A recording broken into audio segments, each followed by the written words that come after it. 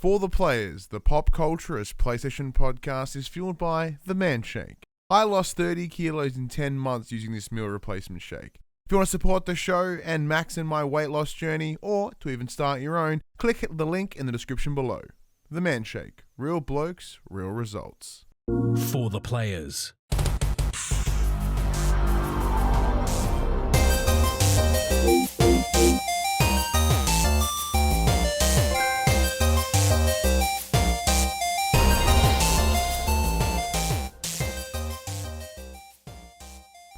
I'm Ryan Betson. I'm Max Cooper. And this is For the Players, the pop culturist PlayStation podcast with 40 years of playing PlayStation, 8+ years that games media can buy. I'd like to thank you for joining us in this PlayStation conversation. This PlayStation conversation happens every Monday morning at 8 a.m. Australian Eastern Daylight Savings time now, because I totally forgot that the last couple of weeks. Yeah, it's Daylight Savings now, just to make things more confusing. On podcast services, including Apple Podcasts and Spotify, and 9 a.m. Australian Eastern Daylight Saving Time on those YouTubes. If you'd like to take part in future conversations with us, come and check out our socials. Facebook, Discord, Instagram, and Twitter. All of those links can be found in the description below. If you want to join us as the conversation happens, head over to twitch.tv/thepopcultures, where you can watch us record this show live, where you can join the chat and become part of the show. If you want to support the show, you can. Tell your friends, tell your family about this PlayStation pod. If you are on podcast service, sure to give us a 5-star rating and a written review. If you are on YouTube, sure to like, subscribe, leave a comment below. I endeavor to answer every single comment. If you want to support us financially, you can. Patreon.com/thepopculturist, as well as our merchandise store, popculturist.com/shop, where you can buy shirts and other assorted shit with our logos on it. Thought I'd sing it a little bit there. Like, it does have that rhythmic, like a sort of that rhythmic delivery to it. So I thought I'd just, give a bit of an oomph in there as well. That's all right. Why not? Yeah, man. Like, I don't think there's enough bad singing in podcasts, especially these ones. I look, as someone that is consistently singing badly at any given time. It was fun. So I'm looking forward to doing it again. Shane in the chat says Les Miserables, that's not how you pronounce it, episode went, so sing the whole darn show. Dio. Actually a good idea. Might give that a go one time. Or the Players, a PlayStation musical presented by the Pop Culture. The problem that I have is that I will forget minutes in that it's a musical, and I will just completely start talking like a dickhead. But you could be that one guy in every musical who just doesn't sing. And everyone just like sings and dances around you. Will be fun. It is weird. Like, that's the one thing that always throws me about musicals is like everybody sings. Like the ones when they just break out in tunes, I'm okay with that. I'm allowing the like just spontaneously jump into song because I am open to that. I am very down to just randomly breaking out into song. I do it frequently. I did it this morning in the kitchen. I was singing about the dishwasher. So so like that part is not weird to me. Oh shit. We'll kick the show off with this. So Max, I was gonna say, how's speaking of dishwashers? Speaking of dishwashers, no, because a lot's gone down in last week. But one thing I discussed last week, I'm pretty sure I did anyway. I went and got my test finally, my assessment for ADHD. I was really quite anxious going in. Actually, I was really, really worried. I had some other things on my mind and as well, which didn't help with the overall anxieties. But it was really not even that scary. I don't know why I was so worried. Like, all I did was answer like 300 fucking questionnaire questions, and one because they wanted to do like a personality test as well to sort of best help me, I guess, from a therapy standpoint, as well as just seeing where I'm at, and then additionally the ADHD test as well. So I'm just going to put it out there. I don't know whether you're supposed to pass and or fail an ADHD test, but all I know, Max, I think I'm ADHD as fuck. Is it multiple choice? It was. Did you do the abacadabra? No, I did it probably. What I loved though, the very last question of it, like, hey, do you answer questions without thinking about, like, properly thinking through the answer? I went, oh no. Because I think the allocated time was like half an hour for the test. I did it in like 12 minutes. It's like, uh-oh. But no, really, like the way, like the at least those questions, the way those questions were asked, it was like, oh shit, no, 100%, like unquestionable. Like I think in some ways, textbook definition, as I said, textbook. Like if you tick all the right boxes in the right places, they come in, they have a look, and they're like, no one's ever gotten every single test. I think he's just looking for the answers that he thinks is the right one. Well, I think that maybe that's why that other tests like sort of back up the data. I guess potentially, because then they also sent out two similar forms, one to my wife and one to my boss. I nominated them, of course, and they agreed as like an observer. A questionnaire for them to sort of validate my what I'm saying from an outside perspective, and I think it's gonna go well. Wait and see, I guess. Like I said, look, it was really good. Like afterwards, I had none of the fear or I guess imposter syndrome feelings about it, which was nice. I was worried that I would like come out of it and just be like, oh. So how long do you have to wait for your results? It's a little while. So he's got probably I know Millie's done her observer assessment. I don't know whether Paris has the one. I think that. So then he's going to collate all the information into a report and sort of break down the information and then what the path moving forward would be. So he said it would take probably a couple weeks, so probably say about 2 weeks. So I probably won't hear anything this week, maybe the week after. And then he said he'd give me a week to mull over the information and then go from there and have a big debriefing chat.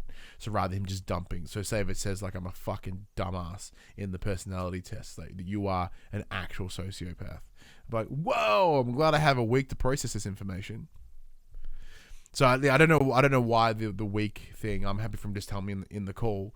But yeah, I'm curious to see where it goes. But like as I said before, like for me, if this is the case, which it does feel like it is, I am more than happy to go get medicated, get better.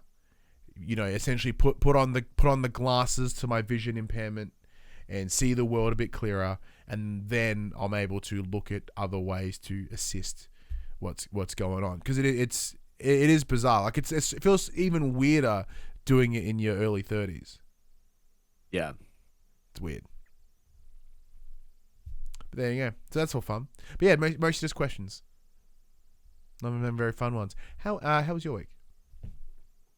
Yeah, it was fine. I'm still chugging along at work. I'm super overworking 6 days a week. I don't think I forgot how awesome weekends are when you work 5 days a week. How is this monitor worth it? Well, I mean, the tax man kind of bent me over a little bit last weekend and took a lot of the extra hours off me, which kind of sucked. But I mean, it's fine. I'm realistically working one extra shift of 4.5 hours a week. It's not horrible. It's just the fact that it's in the middle of the night and kind of screws with me. Yeah, it's all the extraneous variables and the other bits of information that really kind of just add to it, right? Yeah, but other than that, it works fine. I got my got the email from HR saying, "Come on, it's the 15th. Please provide us with your vaccination certificate. Otherwise, you can't work no more." Mm-hmm. So I sent all that stuff off and, did all the things that I needed to do. And other than that, the week's been pretty crazy. Nothing too terribly exciting happened this week. Nice. Apart from buying a new monitor. Oh, what a fiasco that's been. Oh, well, yeah. So all this extra effort has been for this monitor. Yeah. So has it paid off? Well, not yet. Oh. So about 4 months ago, I found these really awesome, essentially budget 4K HDMI 2.1 supported monitors. And I'm like, I want to upgrade. I want to be able to, play 120 hertz on the PS5. Let's get these. And at the time, they were really cheap. They were about $800. And at the time, I'm like, oh, I'll just wait a little bit because I want to buy two at once. Blah blah blah blah. Anyway, it turns out everyone else had the same idea and that these were just the greatest thing since sliced bread. And when I went to order one yesterday, my local PC store went, yeah, we've got none in. We don't know when we're getting any in. And there's 40 people in the list in front of you. And I'm like, well, can I have the 32-inch version instead of the 28-inch version? They're like, no, we don't have any of those either. I'm like, okay, cool. Got online, found a store up in Sydney that is getting some in next week. Placed an order, cost me an extra $100 for the 32-inch instead of the 28-inch. So now I just have to play the waiting game until hopefully just over a week. Well, that's not too bad. At least you're able to get it in some way. And then it's coming by courier as opposed to Ozpost, so that might mean it'll actually arrive on time. Yeah, Ozpost is a mess. And hopefully like undamaged. So I've paid for travel insurance on that bad boy just in case. Yeah. Because we got a couple of deliveries last week that were just absolutely destroyed. Just kicked the shit out of. Yeah, well, we thought we'd get in early and buy like the Christmas gifts for the nieces, and their toys came in the other week, and all the packaging's just smashed to pieces. And we took photos and sent an email to the company. We're like, hey, what's the deal? And they're like, yeah, it's still fine. Like, yes, the packaging's damaged, but it doesn't mean anything. Like, the integrity of the toy itself is still fine. I'm like, cool, you tell that to a 4-year-old that when they open it Christmas Day that their packaging's already opened. Like, cheers. Yeah, fuck. Yeah. Is it like? Can you just like re-glue the shit on? Like, nah, it's like probably, but like the plastic itself is split as well as the backing cardboard. Like, it's pretty messed up. Fuck. It's like, yeah, when you do your grocery shopping and you put all the soft shit at the bottom by accident, and then you put all the heavy stuff on top and you get it home and it's just wrecked. Oh, that's how I've mushed many loaf of bread that way. It's basically what happened to these Oh no, it's been breaded. No. I'm glad you put it into terms that I could understand, because I had no idea how fucked the toys were. Now I know. It's like dropping a bag of potatoes on a bag of potato chips. It's just wrecked. Everything's mushed. That's fucked. That's absolutely fucked. But yeah, like I said, my week's been interesting. Been an interesting week. Yeah, not too much, but like I said, I've had some personal things this week to sort of really fuck with me in a number of ways. So like I haven't really, as we transition into the section about playing games, I haven't really played as many games as I normally would, mostly because I've tried to make my priorities a little bit different this week, just for a number of different reasons. But so the only game that I've really spent any major time with, like I have been playing some more Far Cry 6, which I'm sure you have been, so we'll talk about that in a minute. But the one that I've been playing the most, and by the most I mean like a handful of hours, is Story of Seasons, Friends of Mineral Town. So for those of you that are regulars, and for those of you that may be new, for the regulars you would know this within a heartbeat, but for anyone new, I'm a massive farming game dork. They are my jam. So I gotta spin this way. I gotta turn this way. So 2 years ago, a game called Story of Seasons, Friends of Mineral Town came out on the Nintendo Switch, and it is a remake of this game here, Harvest Moon Back to Nature, on the PlayStation 1. This is the game that made me fall in love with farming sims. In terms of some of my favorite games of all time, it is this and it is God of War 2018. Like, they're the two that stand out the absolute highest of the card, right? I mean, I can see the similarities as to why you would enjoy both of them. Yeah, because they are just full of farms. They both have axes, I guess, technically. There you go. That was the thread. It's axes. So when they've remade this game for the Nintendo Switch, I've smashed the shit out of it on the Switch. But like, for me, it never felt quite right. Like, I love that it was on the Switch because it's made by the same team, even though this one's called Harvest Moon. There's a whole other side story about the rebranding of Harvest Moon to Story of Seasons in the West, etc., etc. Like, there are still stories of Seasons games, but it's not the same team, and it's shitty, and they're not very good. The name's been kind of butchered. Story of Seasons is the place to go. So, to me, that game, or like the Harvest Moon, or in this case, Story Seasons, Friends of Mineral Town as the remake, and PlayStation go hand in hand for me. They are my memories. That is my memory from like, 11 to however many years now, I guess. Like, those two franchises are so connected. To be able to finally play this remake of of Back to Nature, Friends of Mineral Town on my PlayStation, have access to trophies. I'm living the best life over here, Max. Living the best life. Booted up, got the DualSense in my hand, so it feels comfortable. It feels like what I know compared to the Switch. Like, it feels like the PlayStations. I'm hearing that same music again from like the opening spring season, and I'm being transported. I'm being taken right back to young, very young Ryan, young and dumb, and just likes farming games. He hadn't quite discovered how good they are or why he likes them so much.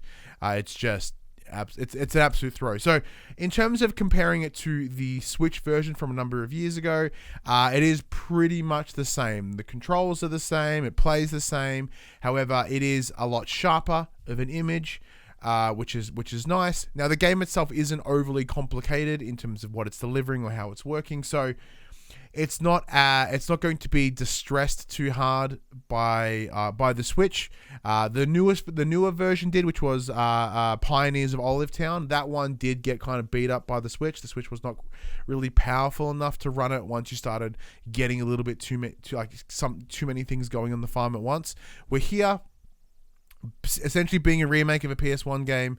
There's not a lot to it. So even moving it to the PS5, you're not going to see this incredible boost in gameplay or resolution or less, dropouts or frame drops or anything like that. Like, it feels better because I'm biased, but it's great.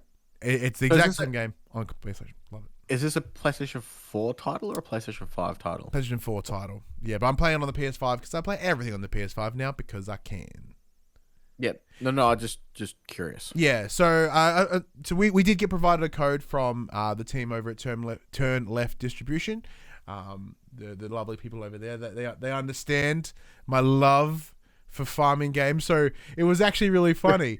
At the top of the list, like farm games, Ryan. Literally. So like a month or so ago, an email went out to like all the peoples being like, "Hey, who's interested in Friends of Mineral Town?" I didn't get the email. I was like, I'm sorry, what? So, because a friend of the show, Padge, was like, hey, because he's a fan of them as well. And he goes, hey, did you get this email from this individual about the game? And I went, no. What? And then, so I shoot them an email and I'm like, hey, Paul came to me and was bullshitting about like there being expressions of interest, and like I know that I'm keen as fuck, like just saying. And the response was, Ryan, we know. Like the reason we didn't email you is because we knew the answer was waste of fucking time. If anything, as you said, if anything, you're on the top of the list. It was the easiest one on like to know. Like, thank you. Sorry for the email. So I apologize for wasting your time. But no, it's great. Awesome. Like it's I've just been sitting here like for the small times that I have been playing it, I've just been sitting with some podcasts and listening just to catching up on my weekly shows, just playing the game. It's beautiful. There are, like I said, it's got all the things I loved about the Switch version, which there is a review here on this channel that I did with Paul James a couple of years ago. I think we're doing something again soon, so I'll talk about the differences between the Switch and the PS4 version. So there's like the things that I still love about it. There are some changes that were made. An example, some of the mining. So in the original version, you could just go in there with your hoe and just dig into the ground, and you would get your ores that way. So you'd actually be able to progress further in the mine because you're only using one tool. Where in this version, they have added rocks and the hoe. So when you're in the mines, you are not just hoeing the dirt to find the ladder to the next level. You are also breaking rocks to find the ores. So if essentially you're doubling your workload within the mine, so it's actually harder to reach the bottom of the mine than it was before, So that you've got to kind of plan a little bit more ahead that way. But previously, I could just go at the start of the day after I've watered all my shit, go in, rip to the bottom of the mine, go out, jump into the hot springs, energize myself back up, and just go again. Where now I'm not even gonna make the bottom on the first run. Like I've got to actually go in prepared with like food and stuff to give me more stamina as I start progressing down the mine. And similar to the Switch version, you now have in the top left hand part of the screen there is a health bar or your stamina bar, which is a series of hearts. In the original version, it was a straight guess. You had no idea how much each swing took, how much did whatever. You just kind of had to rely solely on visual indicators from the character getting tired. So that's a massive advantage for anyone. But I can't recommend this. From a very rose-tinted perspective, can't recommend the game high enough. Absolutely can't high enough. Oh, yeah, that's funny. Fantastic. Max, I know you said that because you and I before the show we started talking about Far Cry 6. Now I played a little bit before the show today to try to get myself back in. I did do it a little bit throughout the week, but like very, very minimal. I've essentially gone from the tutorial island onto the next one. I'm working my way through there. How are you? Where are you at? How are you finding it? Because we've had another week with it. Yeah, so I put in a fair bit of time into it this week. So I'm similar to you. I have exactly what you dubbed as the tutorial island. I am now off that. Mm-hmm. So I spent about 5 hours on that island doing as much stuff as I could, and then it's like it sends you to do this specific mission, and then from there the game starts. So in classic Ubisoft form, their last couple of games, they did their you'll play it for a couple of hours, and then the title screen comes up. It's like, oh, now I'm playing the game 6 hours in. Because after you finish this initial island, everything kind of opens back up, and it does give you that feel of.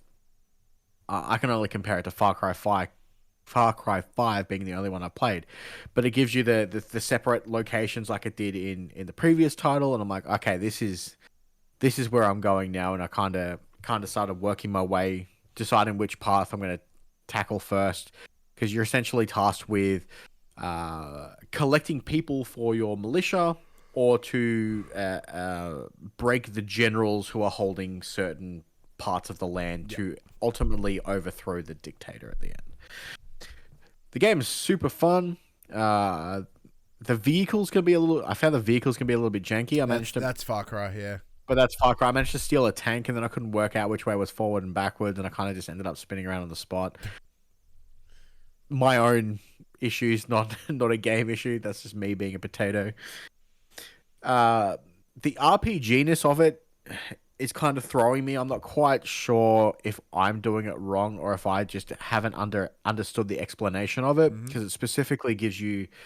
there's a mission early on that's not too spoilery, and basically you're tasked with setting fire to a bunch of stuff and setting off like poisonous gas. So it's like, if you wear a mask, you're not gonna get poisoned as quickly. And I'm like, okay, so I equipped the mask like it tells you to, and I died of poison anyway. I'm like, what? I thought this was supposed to prevent this from happening. It's the whole reason why you guys gave me this equipment. I don't know whether it like unequipped because I picked something else up or something that was a bit weird. I'm not quite sure how the system works, because when you equip a piece of gear, you can interact with it, and it'll say what bonuses it gives you. It might give you, reload speed or something like that. But there's no like there's not a gear score. It's not like it's worth more than anything else that I've noticed yet. But again, I am still fairly early in. I'm only a couple of hours into not being into the tutorial island, essentially. But the game looks great. It plays fantastically. I'm having a blast. The gunplay feels really nice. The unique weapons that you get, I can't think of the term that they used for them. Basically, you kind of just throw together all your scraps and you make like flamethrowers. Or do you remember the term that they used in game for those? I'm drawing a blank on it at the moment. It's really, really frustrating. There's a term, and I just can't think of it. It's like Revolta, but it's not quite. Yeah, it's something like that. And then the Supremo backpacks are really cool and interesting. There's the one I'm currently using. So last week we both talked about the one that we saw in essentially everyone saw in the trailers, the big rocket launcher backpack. I swapped that out. I'm using one that allows me to essentially double jump, which is really cool. It's allowing me to get through the map a little bit quicker when I'm on foot and don't have access to a vehicle. But its actual activation is I fly up in the air and just like shoot this massive fireball into the ground, and everything around me just catches on fire. Nice. But I'm having a blast. Like it's because it is a shooter. It's really important that the gunplay does stand out, and it really does. The hit detection's fantastic. The AI controlled, like the enemies are not. They're not overly smart to the point where you can still be sneaky, but they're not ridiculously dumb like in some games where you can just walk up to them and assassinate them. Like there's that nice balance of, if you want to play stealthy, it's difficult enough that it will give you a challenge, but not so difficult that they're like, hey, we know that guy died over that way, so they must be over that way, and they'll instantly come and find you. Yeah, They've hit that stealth balance really nicely, but again, you can just go in guns blazing with your pet alligator and go mess stuff up, and yeah, it's really good. Yeah, I'm with you. I am, from the times that I have spent with it this week, I am still very much a big fan. But I also knew going in that I would be a fan. As with Far Cry 5, I was a big fan. It is very much more. Yeah, it's very much just more Far Cry. Yeah, and like it's if you love Far Cry, you're gonna love this. It's actually pretty easy and pretty straightforward, which is probably the best sell. Because as you alluded to, like, it is regionalized.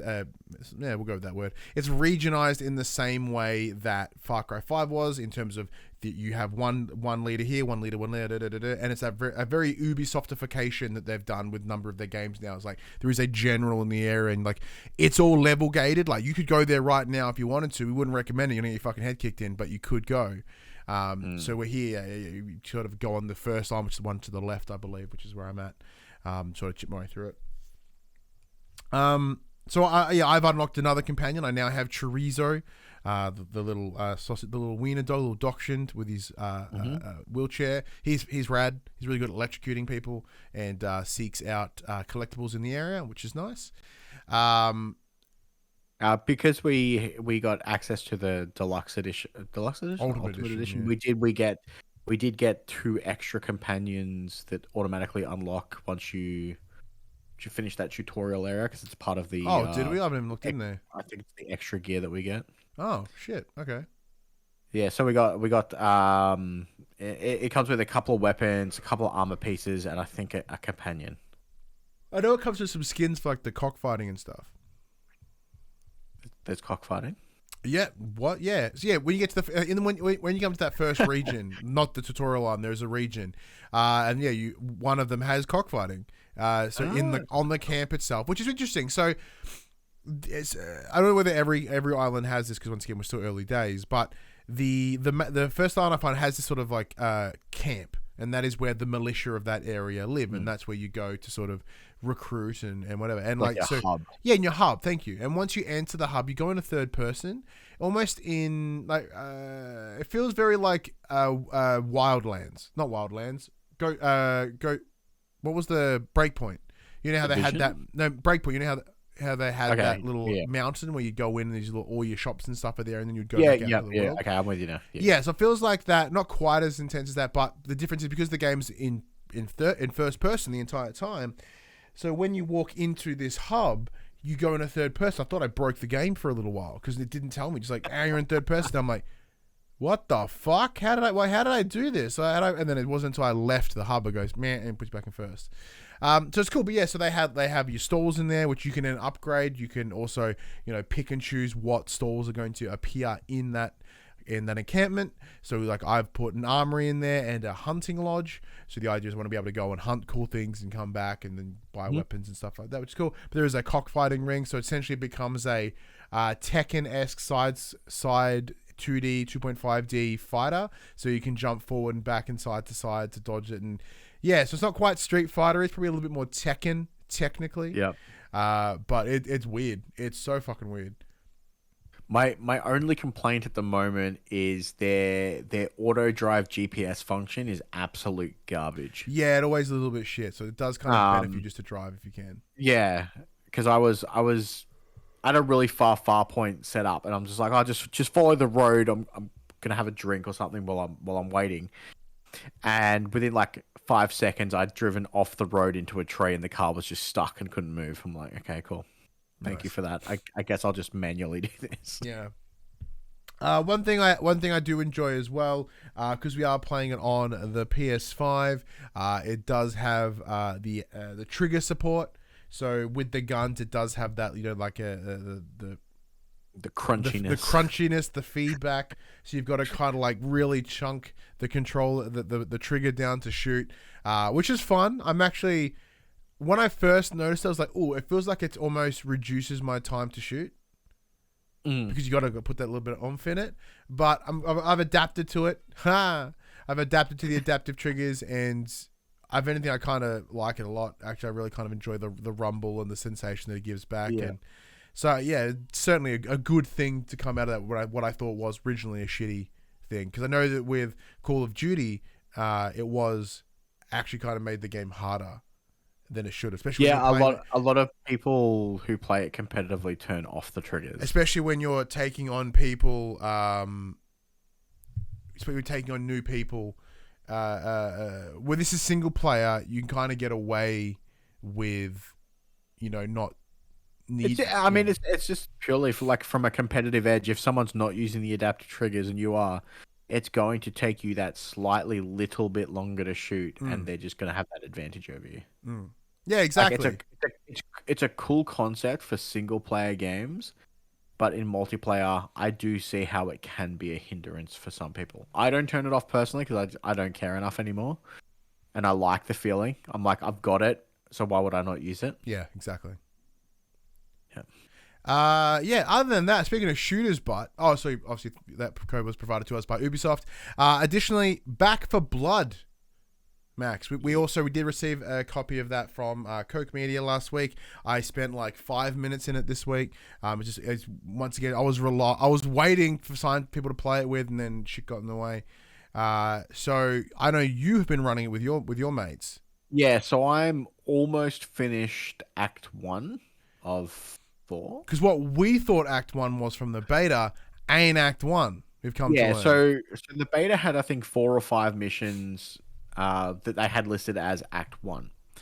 And all those missions are in Act 1, but they're not sequential missions of Act 1. They're very... They've picked and chose some from the early, the mid, and the late area of the act. The game's still absolutely fantastic. Both you and I sung its praises during the beta period. Sure did. It's, it is very much that spiritual successor to Left 4 Dead. The way the game changes of the comparison is the fact that it uses these skill cards to upgrade your character throughout your runs. So every time you finish a level, you get the in-game currency, which allows you to buy and purchase more cards. And then as you, before you go out on your runs, you set up a deck of up to 15 cards. You don't have to use all 15 cards. You can kind of stack your deck with the best cards. And then once you've run out of cards to draw from, you get a pick of 4 basic cards. So it'll be either extra health, extra stamina, extra ammo. I can't for the life of me think of what the last one is. So it's sometimes in your best interest to, if your cards aren't great, don't put them in your deck. And then when you buy your cards, there's they refer to them as lines, and there'll be 3 options for lines. And once you fill out an entire line, I think there's about 10 cards in each line. That line goes away and it replaces it with a new option.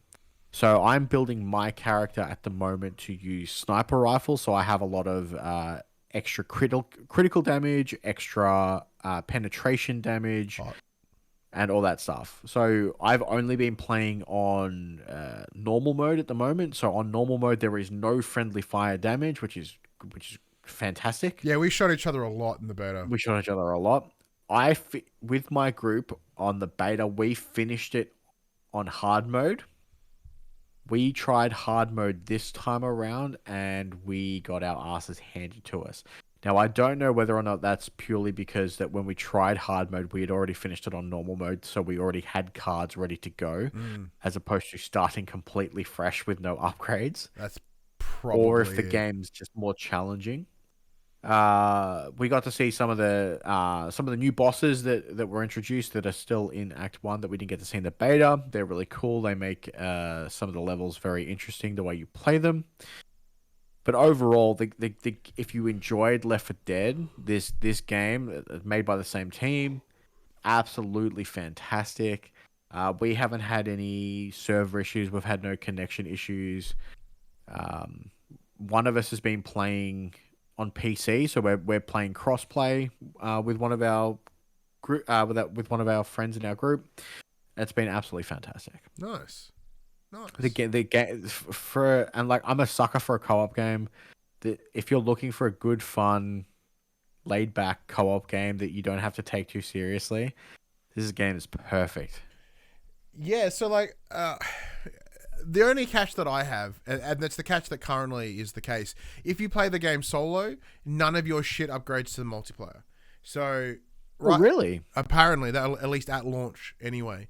So if I was to play the game solo, which is probably what I would do because I don't have many friends and I would rely on you when you're playing with other friends. You know it has matchmaking. You could play with just other people are trash. I hate other people. I mean, I would argue that the CPU teammates are also trash. They're so much worse. Yeah, it's very true. The team over at Koch Media were very nice, and they gave us a couple of copies. So one for you, there's one for me, and I've got a couple of spare. So I've provided one to a friend of mine, to sort of to get there with, sort of help with that review process. So I really appreciate them doing that. They didn't have to, but a bit of a multiplayer game, that's very kind. Yeah, so I'm very keen to get in there, and because I have been having some funs with it, and I'd like to keep having fun with it. It's got to, we've got to schedule in some time where everyone's free. Yeah, and that's the challenge, because we were going to play it with Paul and Joel, and we never did.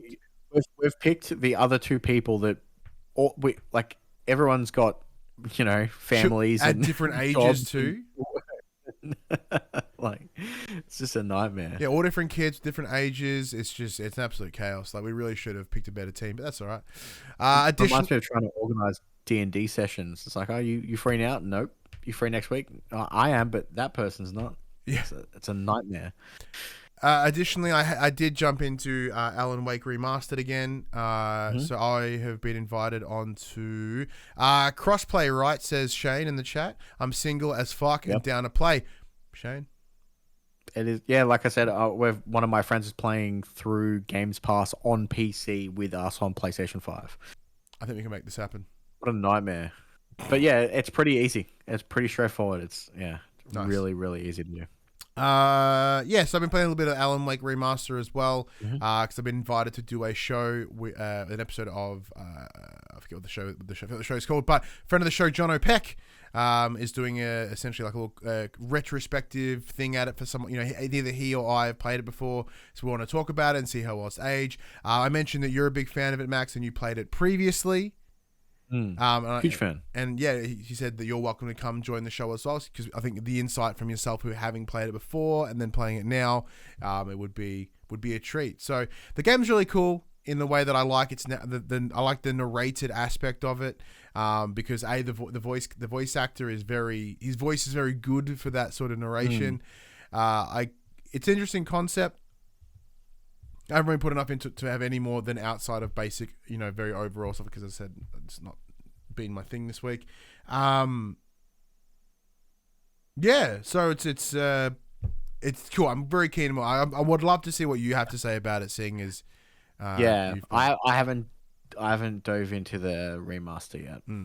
Did I buy it in the PopC account? I don't remember. I did buy it. I don't remember. I'm really annoyed that friend of the show, Joel, mentioned a couple of weeks ago, just prior to its launch. It's like, hey, it's $30 on the store. Like, geez, that's a steal. I might get it. I waited 2 days and it jumped up to $45 because they didn't realize they didn't put the exchange rate on it. That sucked. Anyone who bought it early and got it for $30, what a bargain.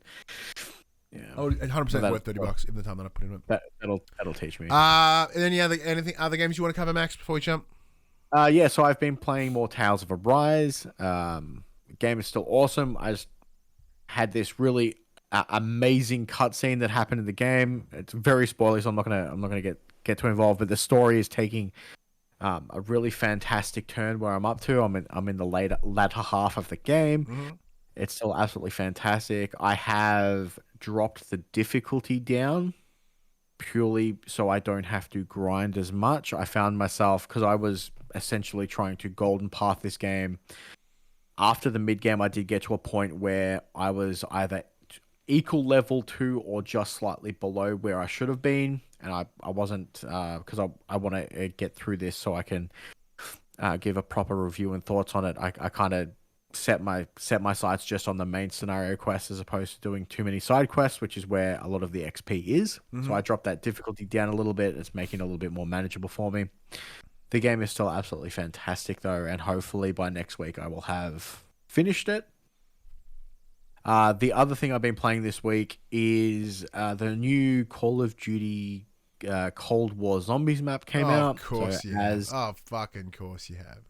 This has been the easiest Easter egg map of the entire series of zombies across the generations.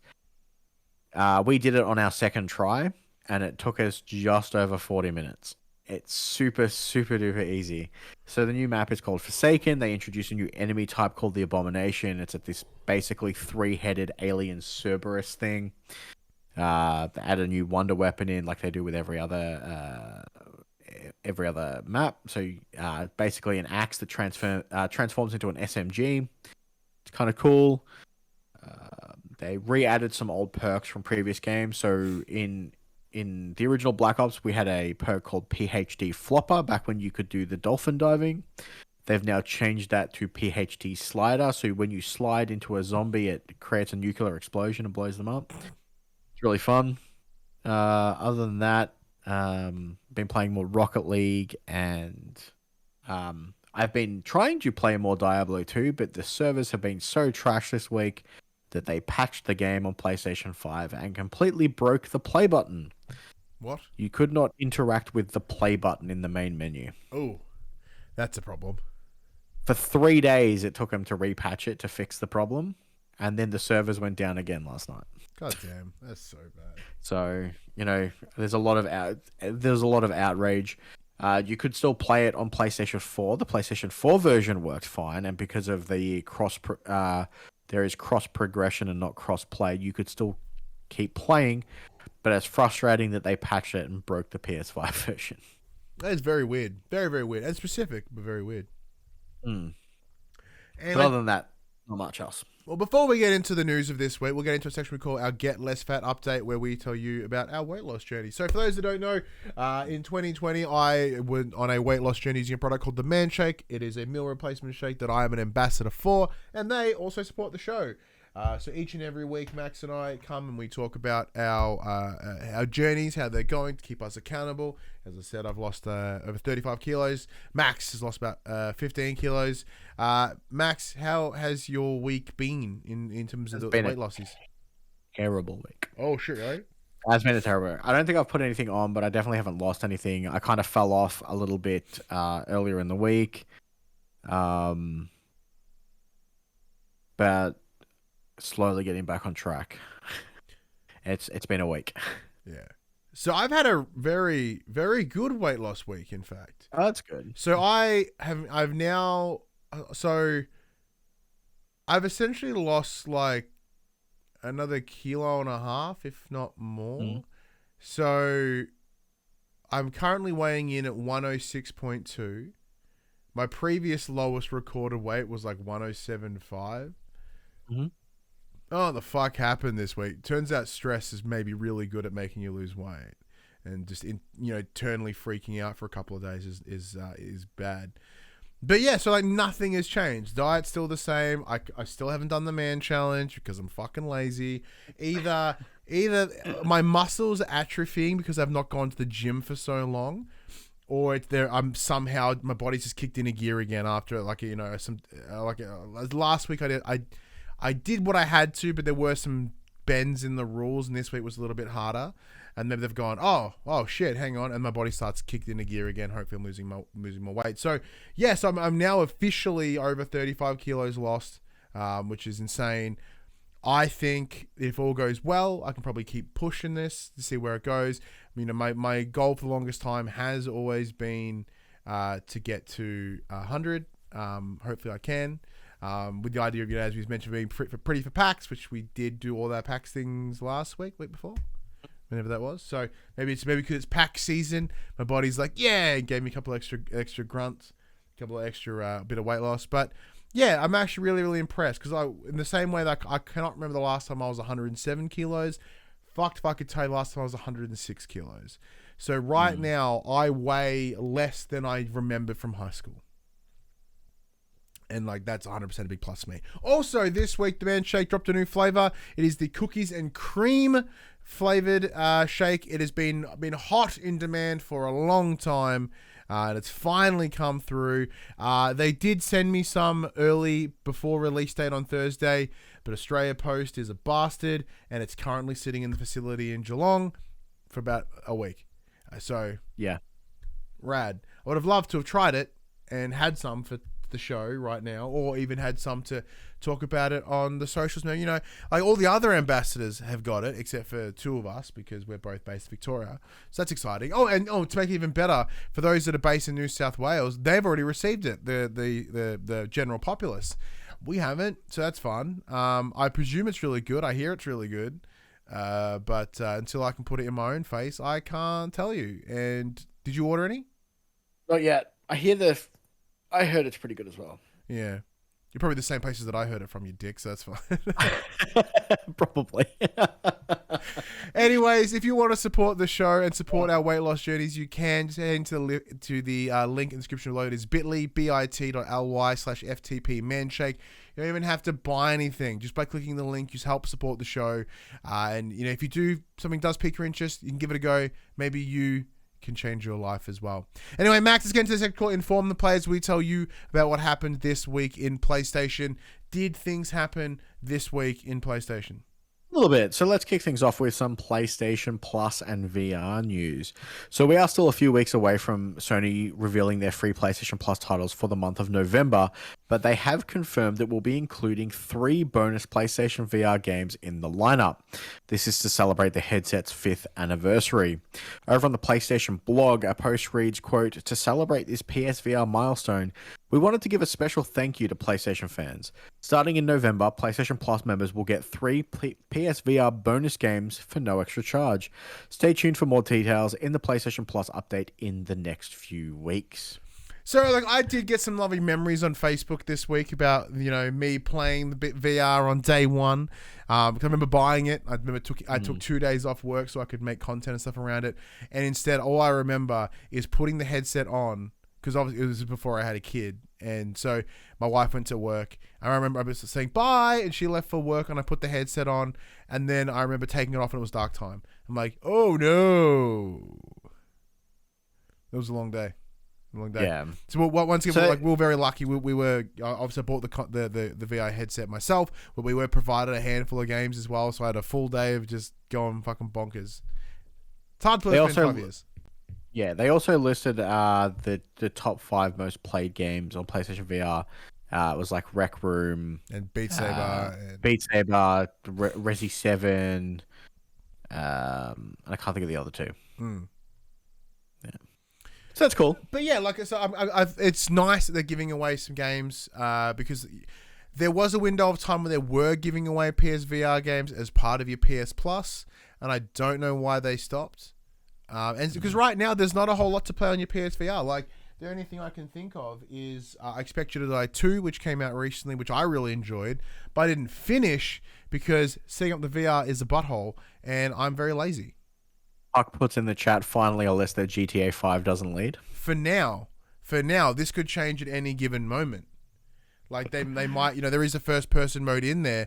It wouldn't surprise me if they suddenly, you know, if there was a VR version of it.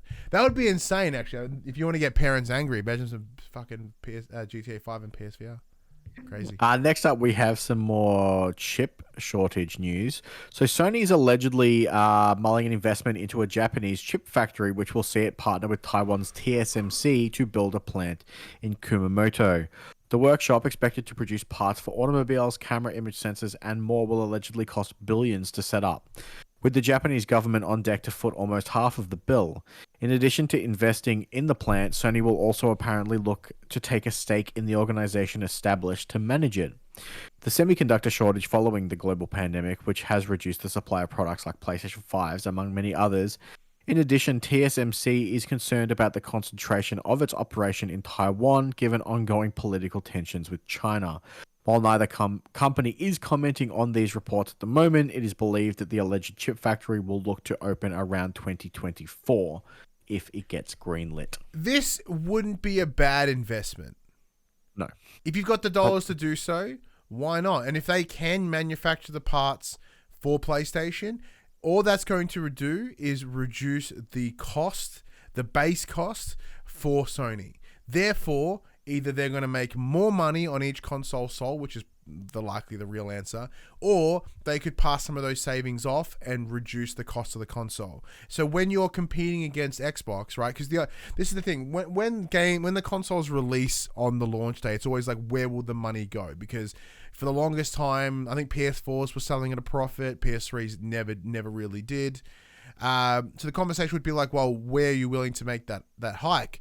If you've got an investment in the companies making the console, that margin a little bit different, and you might be able to save some coins, shave off some dollars, come out of it okay.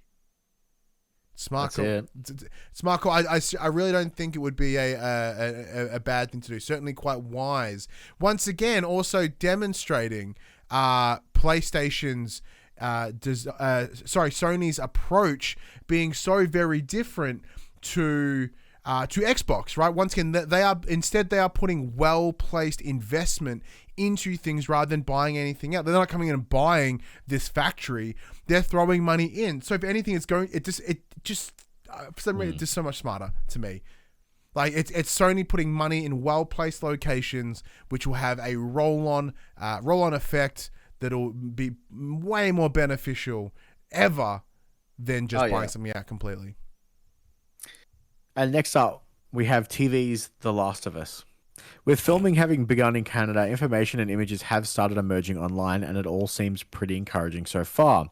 In a new interview with BBC, Bella Ramsey, who stars as Ellie, talks about the show and what it's like to be on set. She says that there are, quote, quite a few fans of the game among the crew who have all expressed how faithful the show is to the Naughty Dog titles. Ramsey says they've told her the set feels like, quote, walking into the game, which certainly sounds like a good sign. A bunch of new images from the show have made their way to Twitter earlier this week, showing off some of the sets, and we get our first look at Pedro Pascal's Joel, although he does have a face mask on. Ramsey also talks about the role, saying it, quote, definitely feels like the biggest thing she's done so far, and that it's a complete privilege and an honor. So there was also a clip on Twitter this week, which is taken from a fan, I guess, of them walking. So it's good to know that there is more walking in the game, in the movie, show, series. Because that's one consistent thing The Last of Us has done is walking. So I'm glad it's going to feel very much like the game in that sense. I'm so keen. I thought they had done filming. I guess maybe they've done filming the first episode, but we're not going to see this for a little while, I don't believe. No. Yeah. Reverend Puckhead, she was on Game of Thrones, but this is the biggest thing she's done so far. Well, she wasn't a main character in Game of Thrones. She was secondary. Like, she was a fucking dope character in Game of Thrones, but, you know, that series took a big heel turn towards the end. So, it's benefiting her to be the main of this show compared to a supplementary character in Game of Thrones. Right? Yeah. I don't know. I'm super excited for the show, but we already knew that. Like, hearing some of the things about, like, the sets feeling like part of the show, like, just made my nips hard. You know, it's like, oh, I wasn't ready for that in terms of my physical response. I'm keen. I'm so keen. So keen. But look, Max, it is the spooky season. It's the Halloweens. It's in Australia, it's fucking coming into springtime. October. Oh, it is springtime. It's springtime. So it's not like autumn or fall and all spookies. It's just October for us. Anyways, but that doesn't stop games from getting a little bit spooks, including Rocket League. So for its annual Halloween event, Psyonix has paired up with Warner Brothers to bring a Batman-themed gameplay mode to Rocket League, inspired by Ordinary Rumble, the new Gotham City Rumble available now, which will see you using power-ups inspired by the Batman and many of his enemies, including the likes of Joker and Harley Quinn. There are a ton of items to unlock, including Mr. Freeze's wheels and Poison Ivy boost. To mark the occasion, the developer will also be releasing various Batmobile items in the game shop, and you'll even get a free Dark Knight player banner just for logging in. Fantastic, especially as it is DC Fandome weekend. It's nice to see the more DC related things come up. Also, we know that Gotham Knight stuff is coming this week, as well as Suicide Squad game. Look at you spoiling the next news story. Did I really? Did I? It's in the quick bits. Yeah, fuckers. Also, hey Reese Bees, how you doing? Thanks for chiming in. Obviously, you being the Rocket League guy, does this tickle your fancy? Yeah, I played it last night. It's great fun. I love Rumble mode. It's, they take the chaotic gameplay of cars and soccer and add like extendable fists to punch the ball, or boots to kick other players' cars, grapple hooks to grapple the ball and fling it around in circles. What's not to love? That feels very cartoony, so it makes sense. I don't think Batman is probably the most Halloween-y thing. Oh, I guess there is that book, or is it The Long Halloween? That's a really good book, by the way. But yeah, okay, cool. I think they could have done something else, but I don't play it. Doesn't matter. It doesn't benefit me. Dreams also got some spooks this week. The annual Halloween showcase, All Hallows Dreams, clever name, is back this year as All Hallows Dreams Ghost Train. The event started on the 15th of October and will remain playable within the game permanently until the 1st of November. Though there's the opportunity to grab some special Halloween-themed imps rewarded for completing certain tasks within the event. I want to just rephrase your phrasing of that sentence. The event itself the game will remain playable permanently, but until the 1st of November, there's an opportunity to grab in-game items. It's not going to disappear on the 1st of November. I just want to make that very clear. Okay, cool. I read the full stop as a comma, and it threw me off. The Dreamers community has been building various things for this, including their very own pumpkins, scarecrows for the gardens, and the levels for the titular Ghost Train portion. This is an on-rail shooter-style game that has the train taking you through spooky, user-made locations to shoot down targets. It's like a theme park ride, and the whole thing is playable in PSVR. So this is great. It's really it sounds like it's really picking up on what Dreams are supposed to be about. Everyone sort of making their own version of assets and making it readily available for anyone that wants to use it. Neither you or I have really dived back into Dreams since release. I felt it was a little bit too kind of rough at the time. I would love to see what they're doing now, but I also don't want to. And finally, Capcom. In the lead up to Halloween, Capcom will have 7 different Resident Evil related announcements to share in order to celebrate the series' 25th anniversary. 5 of them are scheduled for the 21st and the 22nd of October, with another on the 25th of October, and then the final being on Halloween, 29th of October 2021. The website for the celebration has actually already filled in 2 previous reveals, which give us a decent idea of what to expect from the rest. The first was a Twitter competition to win Resident Evil branded clothing and items, and the other was simply reminding fans of the upcoming Resident Evil 4 VR port for the Oculus Quest 2. Yeah, so it's important to note that Resident Evil is not just games anymore. It's also a movie franchise, TV. We may not get 7 reveals of like gameplay stuff. There's chances that we will see Resident Evil Village DLC Potentially, because we know that's in the works. But other than that, don't get yourself too hyped up. Yeah, additionally, the trailer came up this week or last week for the Resident Evil Netflix series. Apparently, it looks like bunghole. So I haven't watched the trailer yet because I'm not quite ready to be disappointed by it. I also haven't watched it yet. Like, 'cause from the screenshots we saw, it looks like us. Like, unlike the Last of Us screenshot that we saw or the footage that we've seen, it doesn't look like cosplay. The Resident Evil Netflix series looks like cosplay.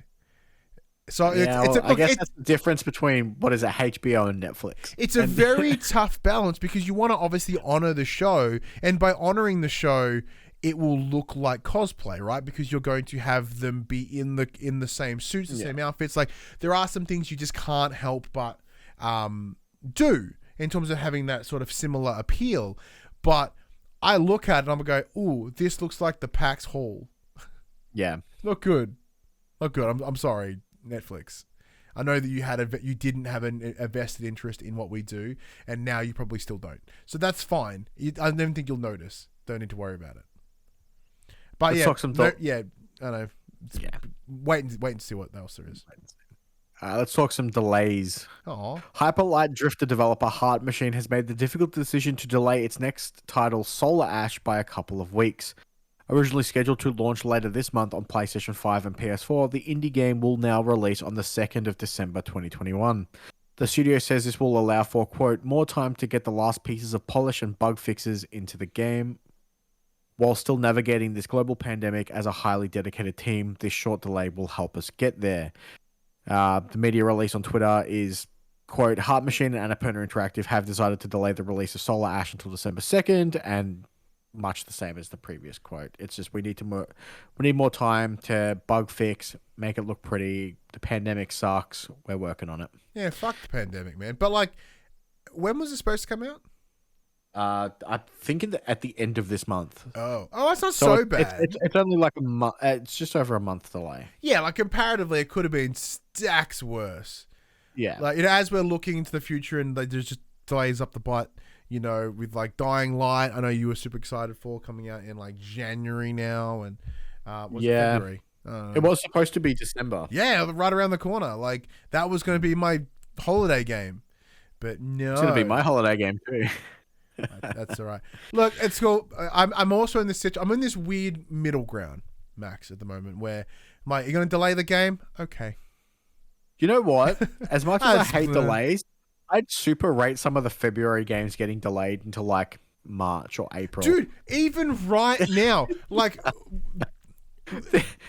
so right now, these are the games that we should be reviewing. And, you know, when I said this week I hadn't played any games, I probably should have, because it's fucked. We've got to finish Far Cry 6 for review. Mm-hmm. We've got In Sound Mind, which is one neither of you or I finished. I have Story of Seasons now as well.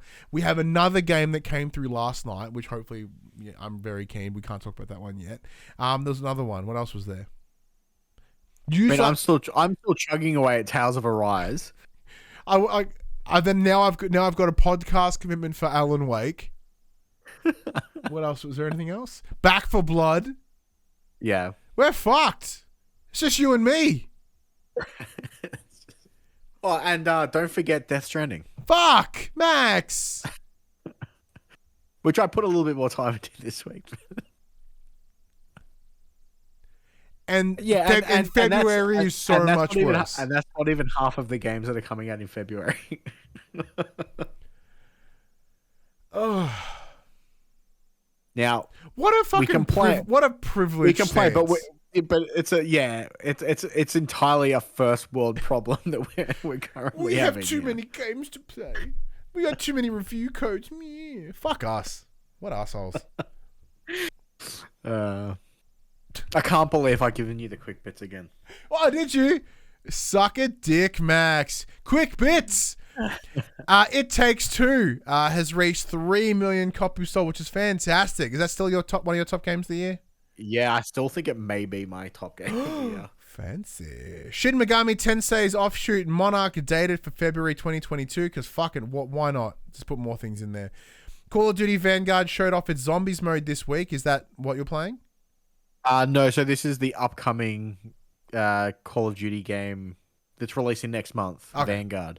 So basically what they did was They realized that Zombies is like the best part of Call of Duty, and now the team over at I'm gonna blank. Who makes Black Ops? Treyarch. Yeah, that one, yeah. Treyarch are now working on every single Call of Duty to make a Zombies mode for each individual game.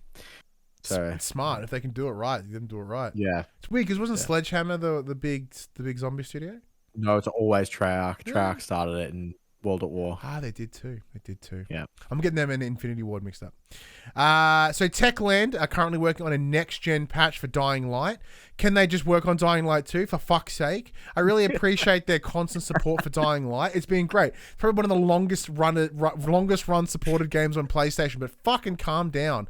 If you weren't working on this, would Dying Light 2 make it in December? No? Then I retract my statement. And finally, as I totally spoiled before, DC Fandome kicks off Sunday morning for us here in Australia with news from Gotham Knights and Suicide Squad ... Kill the Justice League is to be expected, which is cool. And also like trailer for the Batman, the new film with sparkly vampire man, Robert Pattinson. Rob Pat. Oh, I said Rob Parkinson, but that's not him at all. So I'm glad I corrected it to Pattinson. But yeah, some screenshots that have come out for Suicide Squad Kill the Justice League. It looks really sharp, actually, like really, really sharp. Top 10 best-selling PS4 games in Australia for the week ending the 10th of October. Number 10, we have The Last of Us Part 2. Number 9, A Way Out. Number 8, Call of Duty Modern Warfare. Number 7, Insurgency Sandstorm. Number 6, Assassin's Creed Black Flag. Number 5, GTA 5. Number 4, God of War 2018. Number 3, 2K22. Number 2, FIFA 22. And number 1, Far Cry 6. Damn, eat a dick, FIFA. Not even like, and that's good, I think. Yeah, we'll take it. It's good. As long as it's not GTA, as long as it's not NBA or FIFA, then that's pretty good. I'm happy with that. It's nice to see A Way Out back in there. Yeah, which I think it's on. There's been a big sale this week, so Black Flag, that's out of nowhere. Well, it's also on sale, hence why God of War's up there as like well. $3. Yeah, it's like $6 because my wife was looking through and she was like, "Black Flag's any good?" I'm like, "Well, fuck it, $6 it is." I nearly bought, and I know you're going to call me a weeb for this, but I almost bought the Naruto game because it was $12 down from 140. Probably for a reason. I'm like, that's Max. a bargain. And here are the upcoming titles for the next week. Only two of note, says Max. Tandem, A Tale of Shadows, coming to the PS4 on October 21. And the third in the Dark Pictures anthology, The House of Ashes, is coming to both PS4 and PS5 October 22. You and I did a preview of this game a little while ago when we had access to a really cool secret keynote. We're both quite excited for this. I'm very, very keen. I really loved Man of Medan, not so much. Man of Medan didn't hit very well with me, but, but Little Hope was shit hot. And from what I've seen here, this is feeling very Predator, feeling very Alien. Where like because each of them so far have hit different horror beats. So I'm very excited to see where House of Ashes takes us. October 22. Is that it? I think that's it. Fuck yeah! Smashed its face in today. I have to sneeze. Hang on, do I? Look at the light. Say raspberry. Do both at the same time. Oh, far out. Oh. Thank you for joining us, everyone. It's always a pleasure that you choose to take your time out of your week to come and enjoy the show. So thank you so much, Max. Well, everybody, this PlayStation conversation happens every Monday morning at 8 a.m. Australian Eastern Daylight Savings Time on podcast services, including Apple Podcasts and Spotify, and 9 a.m. Australian Eastern Daylight Savings Time on those YouTubes. If you'd like to take part in future conversations with us, Come and check out our socials. Facebook, Discord, Instagram, and Twitter. All of those links can be found in the description below. If you want to join the conversation as it happens, head over to twitch.tv/thepopcultures where you can watch us record this show live, where you can jump in the chat and become part of the show. If you want to support the show, you can. Tell your friends, tell your family about this PlayStation pod. If you're listening on podcast service, give us a 5-star rating and a written review. If you are watching us on the if you are watching us, the fuck is wrong with me? On the YouTube, be sure to leave a subscribe, like, and comment below. I endeavor to answer every single comment. If you want to support us financially, you can at patreon.com/thepopcultures, as well as our merchandise store, popculture.com/shop, where you can buy shirts, other assorted shit with our logos on it. But until next week, I'm Ryan Betson. I'm Max Cooper. And that was For the Players. You know, I really feel that I may have the vocal range to really smash a Les Miserables version of For the Players. Just saying. I don't know about you, but me, fucking top singer. Top singer.